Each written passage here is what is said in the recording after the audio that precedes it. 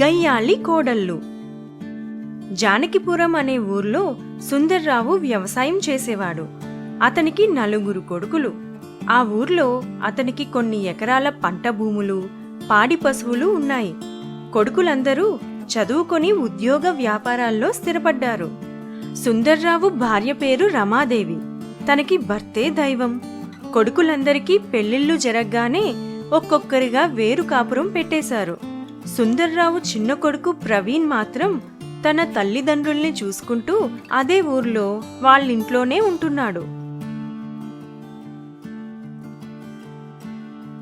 అమ్మా పావని, ప్రవీణ్ ఇంటికొచ్చే టైం అయింది. స్నానానికి కొంచెం వేడి నీళ్లు పెట్టమ్మా. అది కూడా మీరు చెప్పకపోతే నాకు తెలీదా? రోజు ఆయనకి సేవలు చేసేది నేనే కదా. సరిగ్గా నేను చేద్దామనుకునే లోపే అన్నీ చెప్తారు. అది కాదమ్మా, పనిలో ఉండి మర్చిపోయి ఉంటావేమోనని గుర్తు చేశాను అంతే.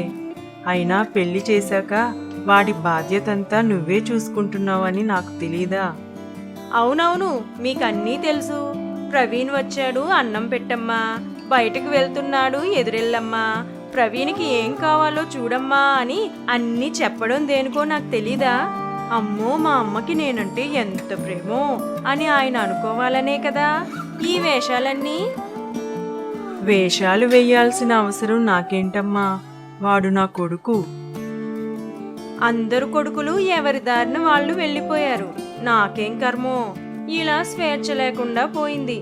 ఎక్కడ ఈయన కూడా వేరుగా వెళ్తాడేమోనని కొడుకుని తెగ కలవరిస్తున్నారు. పావని అలా నోటికొచ్చినట్టు మాట్లాడుతుంటే రమాదేవి బాధపడి తన గదిలోకి వెళ్ళిపోయింది. కాసేపటికి సుందర్రావు ఇంటికి వచ్చాడు.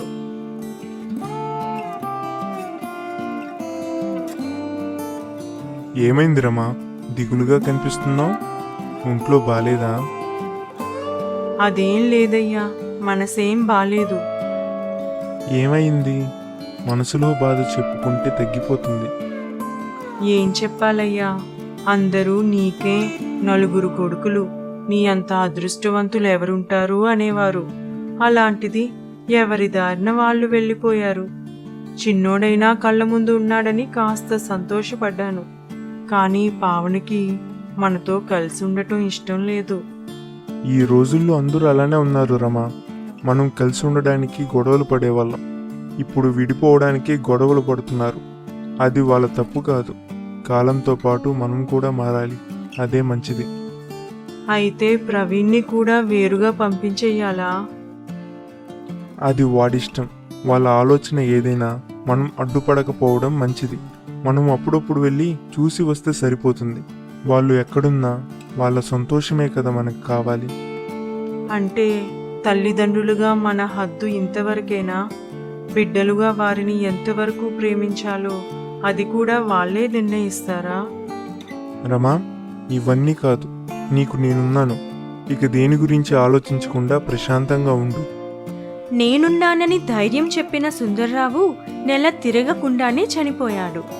తండ్రి అంత్యక్రియలు జరిపించడానికి కొడుకులు, కోడళ్ళు, మనవళ్ళు, మనవరాళ్ళు అందరూ కుటుంబ సమేతంగా సుందర్రావు ఇంటికి వచ్చారు. కొడుకులు ఒక్కొక్కరిగా వచ్చి తల్లిని హత్తుకుని ఓదార్చారు. ఆహాహాహాహా, ఎంత బాగా ఓదారుస్తున్నారు. ఆఖరికి చేతులు దులుపుకొని వెళ్ళిపోతారు. ఎవరి కుటుంబంతో వాళ్ళు జాలీగా ఉన్నారుగా. మరి ఆవిడ బాధ్యత మొత్తం మాదేనా? ఏంటి పావని, ఏం మాట్లాడుతున్నావు? ఎక్కడ ఏం మాట్లాడాలో తెలీదు. నోరు మూసుకుని లోపలికి వెళ్ళు. వాళ్ళు మిమ్మల్ని మాత్రమే కన్నారా? మీరు మాత్రమే పట్టించుకోవడానికి?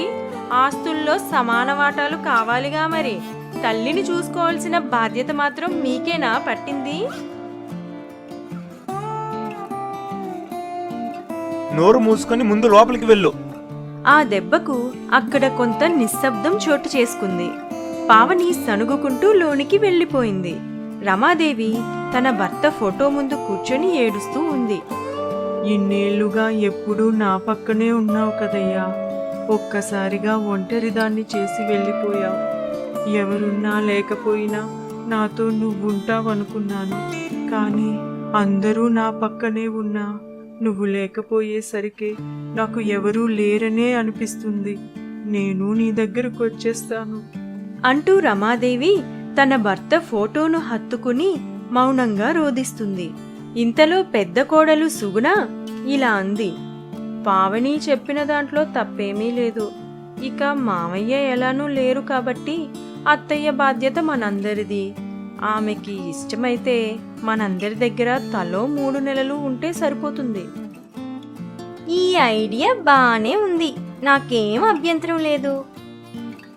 నాకు కూడా ఓకే, కానీ ఆ 3 నెలలు ఎవరింట్లో ఉంటే వాళ్ళే ఆవిడ మందుల ఖర్చులు, తిండి ఖర్చు భరించాలి. ఆవిడికి ఏవైనా బట్టలు కొనాలంటే నలుగురం డబ్బులేసుకుని కొంటే సరిపోతుంది. అప్పుడు ఎవరికీ భారంగా ఉండదు. అవునవును, అలానే చేద్దాం. నువ్వేమంటావక్కా? ఇంకేమంటాను, ఈ విషయంలో మనం గొడవలు పడకపోతే మంచిది. పావనితో కూడా చెప్దాం పదండి. కోడళ్ళు నలుగురు తనని పంచుకోవడం చూసి రమాదేవి మనసులో ఇంకా బాధపడింది. అమ్మా సుగుణ, ప్రియా, పద్మ, పావని, ఇలా రండి. మీరెవరూ నా గురించి బాధపడొద్దు. ఆయన భౌతికంగా నాకు దూరమయ్యారు, కానీ ఆయన జ్ఞాపకాలు ఎప్పుడూ నా చుట్టూ మిగిలే ఉంటాయి. ఆయన్ని తలుచుకుంటూ నా జీవితం నేను ఇక్కడే గడిపేస్తాను. మీరందరూ ఎవరి ఇళ్లకు వాళ్ళు వెళ్ళండి.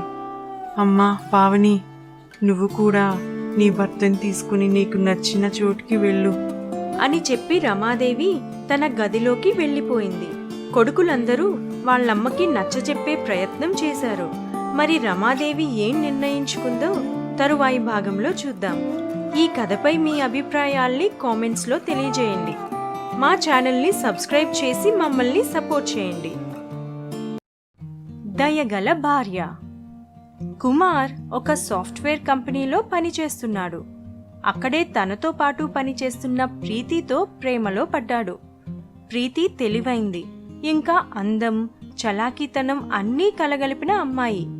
కుమారే కాదు, తనతో పనిచేస్తున్న చాలా మంది అబ్బాయిలు తన వెనక పడ్డారు. కానీ కుమార్ సిన్సియర్ లవ్కి ఫ్లాట్ అయిపోయింది ప్రీతి. 2 ఏళ్లు కలిసి తిరిగారు. ఇంకా వాళ్ల ప్రేమకి ఏదీ ఆటంకం కాకూడదని ఇరువైపులా పెద్దలను ఒప్పించి పెళ్లి చేసుకోవాలనుకున్నారు. కుమార్ వాళ్ళ అమ్మా నాన్న తన ప్రేమకి ఏనాడు అడ్డు చెప్పలేదు.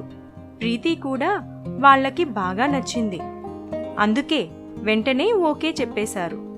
కానీ ప్రీతి వాళ్ళ నాన్న ప్రేమ వివాహాలకి పూర్తిగా వ్యతిరేకం. వాళ్ళ ప్రేమ విషయం ఇంట్లో తెలియగానే తన జాబ్ మాన్పించేశాడు. తరువాత రోజు ప్రీతి ఆఫీస్కి రాకపోయేసరికి కుమార్ తన ఇంటికి వెళ్ళాడు. ఇల్లు ఖాళీ చేసి వెళ్ళిపోయారని చెప్పారు.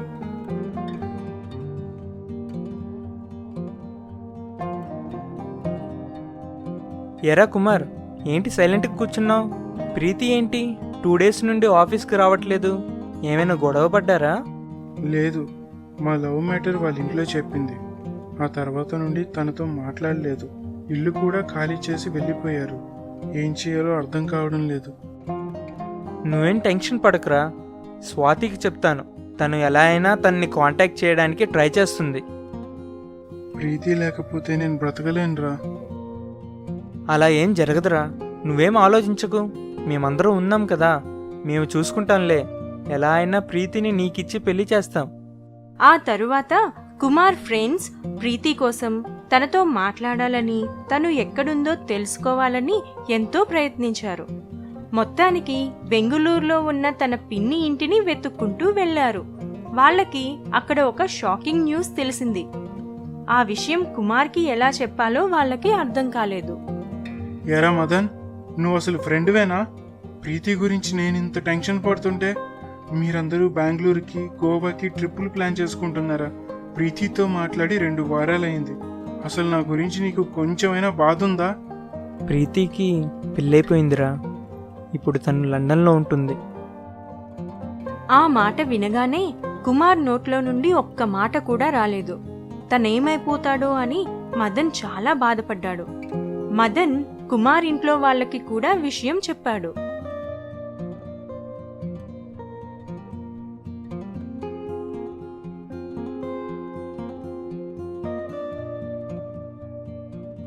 ఒరేయ్, రాత్రి 11 అయింది. సాయంత్రం నుండి ఇక్కడే కూర్చొని ఉన్నాం. ఇంటికి వెళ్దాం పదరా. ఇంట్లో అమ్మ వాళ్ళు కంగారు పడుతుంటారు.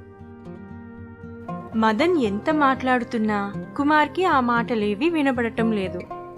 కాదు, వినిపించుకునే స్థితిలో తను లేడు. ఇంకా చాలాసేపు అక్కడే ఉన్నాడు. అర్ధరాత్రి 1 గంటకి కుమార్ వాళ్ళ అమ్మకి గుండెపోటు వచ్చిందని హాస్పిటల్లో అడ్మిట్ చేశామని వాళ్ళ నాన్న ఫోన్ చేసి చెప్పారు. నానా కుమార్, నీ విషయంలో, నీ ప్రేమ విషయంలో నేను మీ అమ్మ చాలా బాధపడుతున్నాం. ప్రీతి గురించి తెలిసినప్పటి నుండి నీ గురించి ఆలోచించి గుండెపోటు తెచ్చుకుంది. నీకేమైనా అయితే మేము తట్టుకోలేంరా. మా గురించైనా నువ్వు గతాన్ని మర్చిపో. కుమార్ వాళ్ళ అమ్మకి మైల్డ్ స్ట్రోక్ రావడంతో తొందరగానే కోలుకుంది.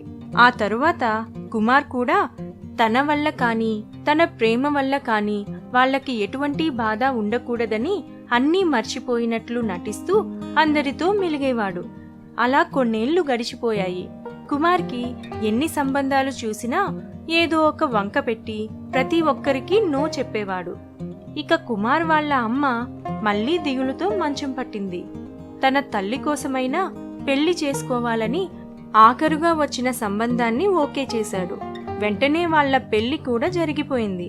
తన భార్య పేరు ప్రియా. తనకి 3 చెల్లెళ్ళు. వాళ్ళది బీద కుటుంబం. వాళ్ళ నాన్న పళ్ళ వ్యాపారం చేస్తూ పిల్లల్ని ఏదోలా చదివించాడు. వాళ్ళకి కట్న కానుకలిచ్చి పెళ్లి జరిపించే స్తోమత లేదు. ప్రియని చూడటానికి వచ్చిన వాళ్ళందరూ వాళ్ళ కుటుంబ పరిస్థితి చూసి ముందడుగు వేయలేకపోయారు. చివరిగా కుమార్ తనని చూడకుండానే పెళ్లికి ఒప్పుకున్నాడు. ప్రియకి కుమార్ గురించి ఏమాత్రం తెలీదు.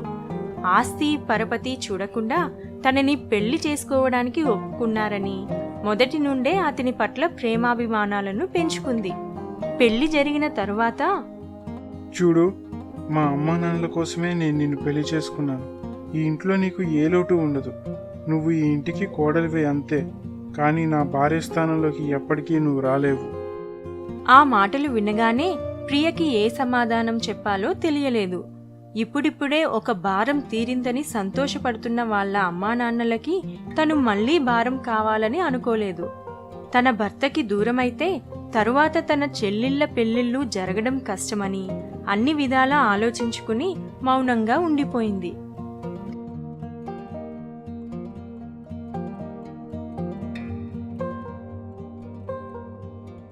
ఏవండి, కాఫీ. ఏవండి, లేవండి, కాఫీ తీసుకొచ్చాను. అక్కడ పెట్టు. అలానే ముందు నన్ను ఏవండి అని పిలవడం మానేసి. రోజు నాకు కాఫీ అందించాలి, వడ్డించి పెట్టాలి, ఇలాంటి ఫార్మాలిటీస్ ఏం వద్దు. నా పనులు నేను చేసుకుంటాను. సరేనండి, కానీ అత్తయ్యే మీకు కాఫీ తీసుకెళ్ళమని చెప్పారు. అవన్నీ ఏం పట్టించుకోవద్దు. కుమార్ ఆ విధంగా మాట్లాడటం వాళ్ళ నాన్న విన్నారు.